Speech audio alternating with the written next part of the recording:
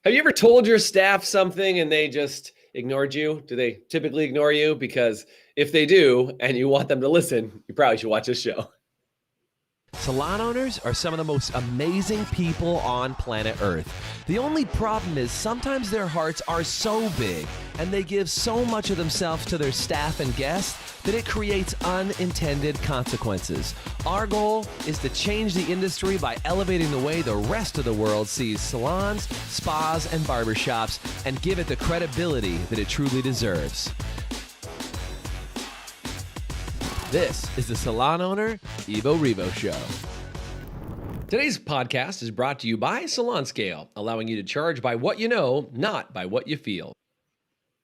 Hey, what's going on, guys? Welcome to today's show. Lots of good stuff in store for you. And if you've ever been one of those people, and you've probably heard this phrase before, you know, it's hard to be a prophet in your own backyard. That is the topic of today's show. And if you want people to listen to you, damn it, say listen into the chat. And I think that's it, right? Like any good parent, any good manager or boss is like, I just wish people would listen to me. Doug, has this come up before? Have you ever felt like, I wish somebody around here?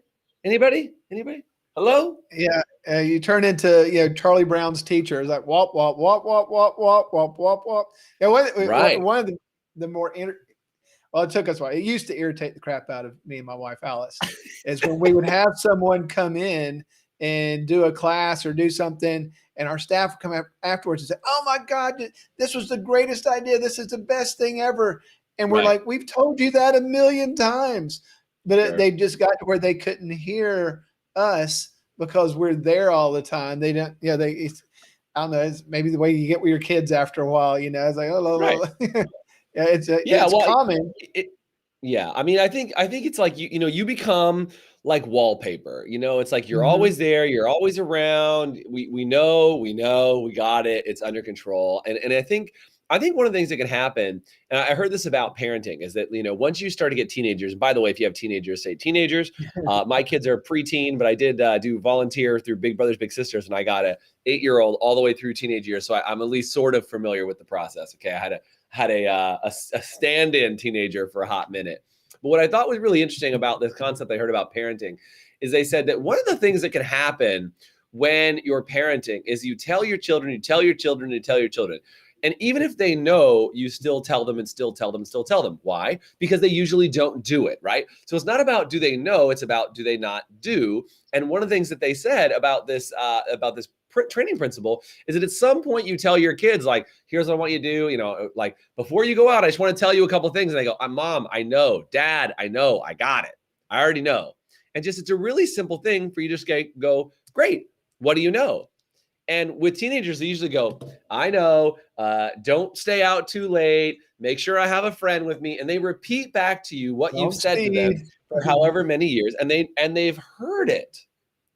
But just because they know doesn't mean they actually do. And I think that the issue is really less about do they know what you want them to know, or are they doing what you want them to do? And that's a fundamentally different problem. Right? It's a fundamentally different problem. And I think, Doug, you were talking about this idea of like somebody else from the outside coming into the salon and seeming like the best guru on planet Earth, saying the exact same things that you've said, but maybe with a slightly different twist to it. And all of a sudden people saying like, oh my gosh, that is life-changing for me. Like, I've been saying that life-changing thing for the last 6 months and you didn't hear it. Right? Because again, you're wallpaper. Right. You just turn, it's like one of those things that with your staff that listens to you, hears you all the time, they go straight to, as soon as you say the first couple of words, like, okay, I can fill in the blanks. And so they have a hard time hearing but when it's a new person, they're actually listening instead of just, hearing that, yes, I hear words are coming out of your mouth. They're actually listening to what's being said, which makes a huge difference. And that's what I get. But so it took us a while. But after a while, we're like, we could bring in other people. It's good to have other perspectives. And if it prevents us from having to beat our head against the wall on a continuous basis, maybe it's a good idea. So what we got really clever with it. It's like, why don't we talk to the person that's coming in and say, these are things we really would like for them to get. And we'd love for you to put your spin on that so that they get it. And then we'll even go, oh my God, that was amazing. Give them a hand. That was great. So I guess sometimes you got to remove your ego as the owner. And yeah, to your point, you said a while ago, do you want to get the different results? Do you want the results to happen? Or do you want them just to have heard it be said a million times? Or do you want the results? I mean, I want results. And if I got to do things a little bit different to get better results, then sign me up. Yeah, completely. And this is another thing I just want to say that I think will give you guys some framework and some perspective. When you open your mouth, okay, you to your staff. By the way, if you have these problems, right, say I do in the chat. I just want to know. And if you hear anything that's really impactful today, throw some exclamation marks or a high five, whatever audio you're listening to this on. If it's on your phone or in your car, wherever you are, you can high five your car. I totally will accept that as a bonus. Here's the problem. When you open your mouth and start training, they don't hear you talking. They hear their version of you talking. Mm-hmm. Now, this is an important detail, is that people get baggage about you over the lifetime, like over your lifetime of how long. So if you've had somebody on your staff for 3 months or 6 months or 3 years or 6 years, is it when you talk, they are literally putting you through this 3 or 6 or 10-year filter to say, well, when Doug says he wants me to sell retail, is that because of this thing he said in a meeting 3.5 years ago that said he was frustrated at da-da-da-da? Like, they've got some baggage when you open your mouth, right? Mm-hmm. Like they're like, oh, it's because Doug said he needed to make more money the other day, or he wants to buy a new Ferrari, or he wants to, like, in their mind, they've kind of got this internal dialogue and this internal story about the reasons why you would teach them this specific thing. And they've got this whole backlog of reasons why what you're saying means that, but it also means something else, right? In every story, and you probably heard me. Oh, go ahead, Doug. No, I just, I mean, it makes a really good point. I think the distinction is when they hear something from you, then it's like, or they hear it from me, and it's like they hear it from, this is good for Doug, right? This is, Doug's doing this because this is good for Doug. As the salon owner, this must be doing you a favor, because you wouldn't ask unless it was good for you. Right. It's and you know, it can be good for both, but they don't necessarily see it that way. They see, okay, well, this is just good for Doug. When someone else comes in and says it in the context where it's good for them, now I'm removed from the equation, and they listen because, hey, this is good for me. Everybody's motivated by self-interest. And so that's not a bad thing. It's just how do we make that work for everybody involved? Because if they can hear things, it's where it's good for them. Because it's good for me. It's good for me for them to be successful in some business. But it's great for them to be successful with themselves. So it's like, if I can get somebody to say it where it takes me out of the equation so they can hear it differently, because to your point, they bring a lot of baggage of what's my motivation? Why am I saying it? Why am I doing all this stuff? I don't want to be manipulated. I don't want to be, So what's going on here? And especially some of your newer people really are going to form those until they get that trust and realize that you're really in it with them. But man, having that outside person come in and taking you out of the equation so then they can hear from a totally different perspective, and they get that. I think that's the thing where they go, oh my gosh. It's like, it's because we got taken out of the equation. That's totally why they had the aha, because we were removed from the equation. And it's like, so good. And I think that's really important, right? The longer people know you, the more filters they put in place with your communication.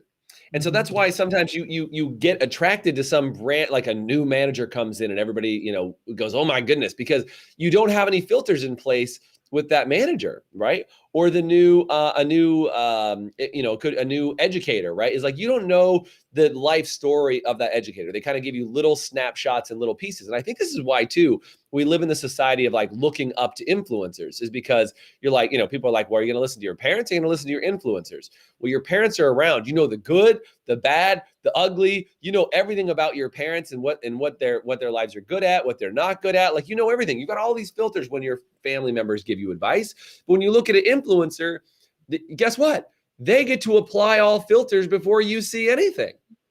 right? They get to apply all those filters. So if you just see that person's like that traveling artist who comes in the salon, you're like, oh man, they just are really on it. They must sell everything that, every piece of retail they ever talk about. They probably sell that. They probably don't have any of these issues because you've not placed any filters. So here's my question for you. And what we're going to do is when we come back, we're going to talk about how do you install some systems inside your salon. We got to take a quick commercial break.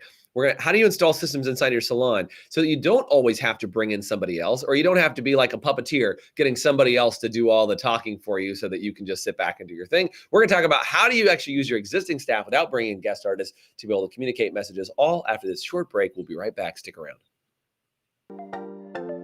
Hey, HPSA listeners, let me ask you this. Are you tired of not knowing what your hair color is costing you on every appointment and watching it chew up your profit?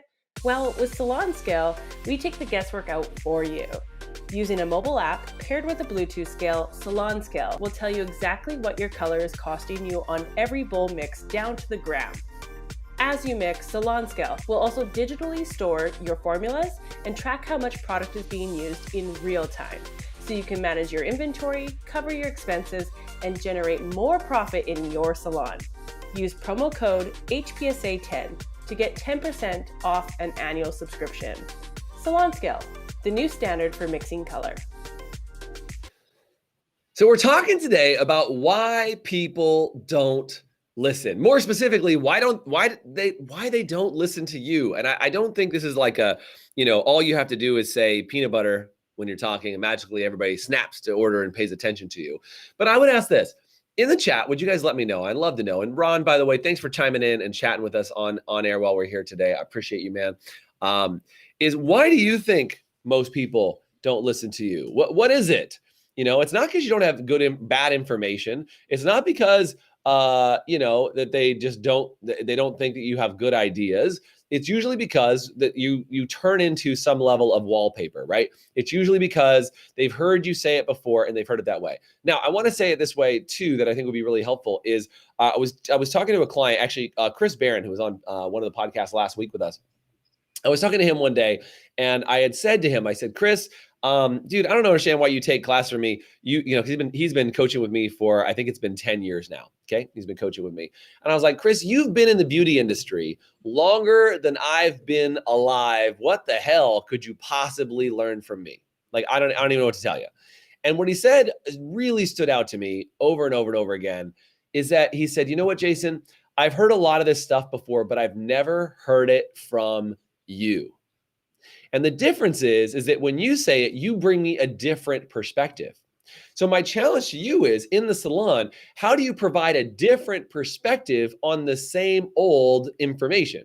Like we do something called the Double Your Retail Sales Challenge. In fact, I'm getting it right now because I'm participating. We're testing it. We're doing this new flow. And so I'm getting this Double Your Retail Sales Challenge. It's a challenge where every day for 30 days, we text you and your entire staff 30 days of challenges to sell retail. If you're interested in something like that, do me a favor and say 2X retail in the chat, and I'll send you the details for that. But I didn't mean to plug that. But what I wanted to say about it is that I had to change my perspective, and the whole challenge is set up in a way that was like, well, I heard this perspective and this perspective and this perspective on selling retail, and I put it into a 30-day challenge and then put it together so that you could get access to it. And what was really interesting is, what are you doing to change your perspective? Because I think you as the owner, you constantly teach from the same perspective all the time. And if you've not gone out and gotten new information, right, then you're constantly sharing from the same perspective. So it's like, if you look at it, to everything that you physically lay your eyes on, right, that there's like the front, the back, the side, the top, like you got to change your perspective around on something to say, how do I see this from a different opinion? One way is to get other people to say what they see because their viewpoint is different than yours. The other is to refresh your perspective by taking classes, lessons, being around other people, and maybe even, I know it sounds crazy, taking sessions from leaders and from people outside the industry, right? If you start taking sessions on, how do you take a class on how do you sell something that's not about retail products inside of a salon, it would give you some different perspective that you can then modify and bring over. Doug, how can you use your existing staff inside the salon to give fresh perspective also? I think it's especially, and this is great for doing your meetings too, because it frees up things. One of the reasons people probably, if they don't like your team meetings, is because you're always the one That running the would team never meeting. happen. Everybody has perfect team meetings. Nobody dreads Right. So, them. and so the thing about it, it's great whenever you start bringing in your leadership team or leaders inside of your salon and have them present the information. Because people are just going to listen to them differently. It's, it's one of them up there, so their attention changes and goes up there, and it takes the pressure off of you having to be the one that carries the whole meeting on your back. So if you can get good at having other people come up, one, the information is going to get absorbed so much easier, because a lot of those barriers that people are putting up, it's like, oh God, here we go, another meeting. All right, rah, rah, rah. It get What do that you want other me to do? person. Sell more retail? Right. Get that other person up there, because they see it more from their perspective, because it is more from their perspective, because it's one of their actual teammates. And of course, Right. you can meet with them beforehand, make sure that they're hitting all the points, but have them put their fresh perspective on it and have them teach an area. To find somebody that's a superstar in an area of your business and have them teach on what they're great at. If you got a big team, you can split them up. Say, hey, anybody's really struggling with retail, go over here. We're going to put you with Danielle. She's amazing in retail. She's going to give you some great tips on it. Either you're struggling with your service tickets and add-ons, you'll go over here. Heather's been doing an amazing job with that. She's going to tell you what she's learned. Let them go for 15, 20 minutes, and they're going to come back and they're going to be on fire about it, and a totally different result than if you stood up there and was Charlie Brown's teacher, walk, walk, walk, walk, walk, walk, walk, walk, walk, walk, walk, walk, walk, walk, walk, walk.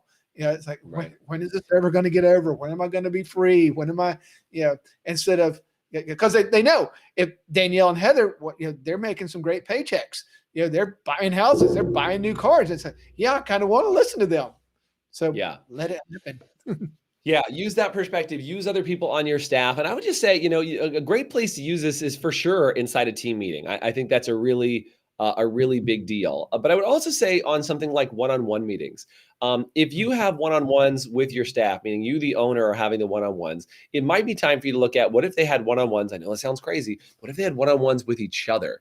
What if they worked on each other's goals and you put them in a little performance group, or like an accountability partner where they could listen to each other. And the whole goal is you teach them how to work to solve each other's problems, not to be the person who gives them advice, but to work with each other to say, hey, can we brainstorm some things? So they can come up with their own goals. They can come up with how they're going to handle it, and they can brainstorm with each other ways to do it. Maybe it's putting a leadership team in place that can actually have these meetings for you and just change it up, change some perspective. The other thing you can do to even just give them different perspective, because remember, this whole thing about perspective is what I want you to take away from today. They've seen your perspective. Your perspective is boring, dry, and they've heard it before. That's why they don't want to hear it. And can I just tell you, I always think this is hilarious.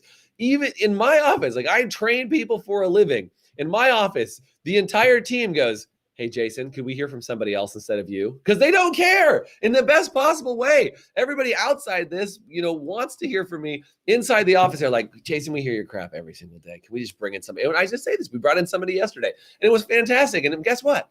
I know it sounds crazy. I learned something from the guy who came in yesterday and did a training in our team. And it was amazing. I was like, that was super helpful.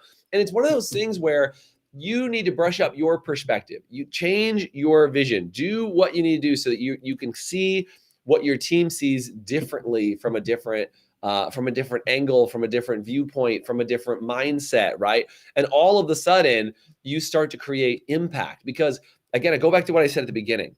It's not about do they not know, it's that they're not doing. So how do you get somebody, in the last little bit of the show here, how do you get somebody to go from knowing to doing? Because again, even if you bring in somebody else and they go, oh, that's a really good idea, how do you get them to go to doing? So Doug, what do you do to make sure that inside the salon, people go from knowing to doing? Oh, you just got to connect the dots, and you got to connect the bridge. So what does that look like? So it's like, you got information versus knowledge. You have all the information in the world, and it's useless until you actually use that information to get knowledge. And so I think that the trick there is to get them, how do you build that bridge from, I've got this stuff, but how does that impact my life? How does that change my life? And then one of the things I love that Blair Singer talks about is get them that small win first, give them the, or like you talked about with Bucky Fuller, give them the lick of the ice cream cone, get them to start tasting it, get them to start moving in that direction. So then they find their motivation, because that's a key thing. A lot of times we think we know what people's motivations are, and we're wrong. It's like, the 5 love languages. If you haven't read that book, really good book to learn multiple things. But one of them is, how people hear things, what people are motivated by. If you're trying to motivate somebody by something that really doesn't motivate them, guess what? They're not going to be motivated. So figuring out what they are, what they want, what is their perspective of it, and then start building that bridge for them. So then the information becomes knowledge that leads them to the life that they're looking for. And like that. And I think that's more the job of you as the owner, is to be in the background putting those things together instead of trying to force everything yourself. I think in this industry, especially the owners are usually bigger than life personalities and all that stuff. And they by sheer of personality try to force things to happen instead of being the architect. Right. Instead of being the architect in the background, designing it to happen. If you can get that part, make a huge difference in the way that you do your business. You become the architect / designer, and then have all the pieces work together much better than you being the brute force to try to force things to happen. Totally. And I want to give you one last tip on this, and hopefully this is super powerful. If it is, you let me know at the end. You need to show, not tell. Okay. Here's what I mean by that, is that if you're just constantly telling your staff what to do, tell, and Ron on here said lead by example. That's part of it, 100% leading by example. But what I mean by show, not tell, is you've got to show them that they have that deficit instead of tell them to deal with it. So I just used the retail example. We were talking about the W Retail Sales Challenge. I'll stay in that vein. Is that if they say, oh yeah, I know, I got to sell more retail. You're like, great. Show me what you do when a new guest sits down in your chair. Mm-hmm. Oh man, you want to pucker some butts real quick? That'll do it, right? Is you just go, show me what you do. Like I'll come in as a new guest and I'll pretend like I don't know anything. Let's do it. Let's role play it, right? And then they sit down and what you have to do is you get them to show you what they know, and it will also show them their gaps. Did you catch it? So it'll show you what they do know, and it'll show them their own gaps. Because when they open their mouth and they're like, well, I mean, I normally would say, no, don't say I normally say, like, just say it exactly the way you would do it. Do it for real. I want to experience it. And if they finish and they go, oh, well, normally I would do this, normally I would do that. I totally get it, but I want you to show it to me exactly how you would do it. And if you can't do it here in a role play, then it means that there's some areas that we get to work on, right? And so what'll happen is they go, oh, crap. Even though I know what to do, it's hard to actually do it. And I use that all the time. It's like, I don't know if you've ever been in a situation where somebody goes, oh yeah, I totally know. I'm like, oh, great. So show me. And like, it just instantly stops the conversation from them feeling like a know-it-all to, and I don't mean to embarrass them. That's not really the goal here, but the goal is to show them where their gaps are so they work to improve it, because their brain will actually lie to them. And it's an assumed knowledge because they've heard the information, but they don't yet do it. But if you ask them to show you, it will show them the gaps. It'll show you what they learn, and then they will become open. And it actually, if you want to talk about tearing down those filters, that's what we're talking about, right? They look at you through this filter. If you want to drop that filter out, just ask that question. Great, show me, right? And all of a sudden it changes perspective. So they go, oh yeah, I know how to pre-book. I know how to do that. And have you ever had that? It's kind of like you catch somebody in a lie to themselves, right? Is if like somebody's over the software. Yeah. Oh, yeah. I do amazing consultations. Great. Show me one. I'd love to see it. Show me. I just want to see. Show me your best consultation. And that whole idea of getting them to train somebody and putting that together, guess what it'll do? You know who the best person in the salon? Like you ask Samantha to put together a training on consultations. Guess what? Samantha will get better at consultations because she's got to sit down and break down her process and show you how it works. And like, she will get better because when she goes to put together the class, she's gonna be like, oh crap, I need to learn this better than I thought I did. And she will actually learn it better because you asked her to put together the class, right? So the trick is, if you really want to know, this whole podcast, in my opinion, really boils down to is if you want people to listen, stop telling them and start having them show you what they know. And if you need to, you can then show them what you need to do. Because a lot of people will tell, sometimes people will show them, but only the best salon owners will get their staff to show them what they know. and that'll show you all the gaps inside your entire salon and get you in a good spot. So if that was helpful for you, do me a favor and throw in the comment section, say helpful. And I'd love for you to share this podcast with other people so that we can get more people served in the salon and spa industry. And again, I mentioned the Double Your Retail Sales Challenge. If you want to have access to that, do me a favor and say 2x retail, and we'll get you information on how you can get your salon spa into that. And you can bring me in to train your team for a hot second and get them to do some good stuff that maybe you've been telling them to do for a while. Doug, thanks for being on today. Appreciate all of you guys. Thanks for joining us, and thanks for being here today. Thanks, guys. Thanks for listening to the Evo-Revo podcast. Today's podcast was brought to you by Salon Scale, allowing you to charge by what you know, not by what you feel. Please subscribe, leave us a review, and you can always get more information, including show notes and the video episodes at evorevopodcast.com.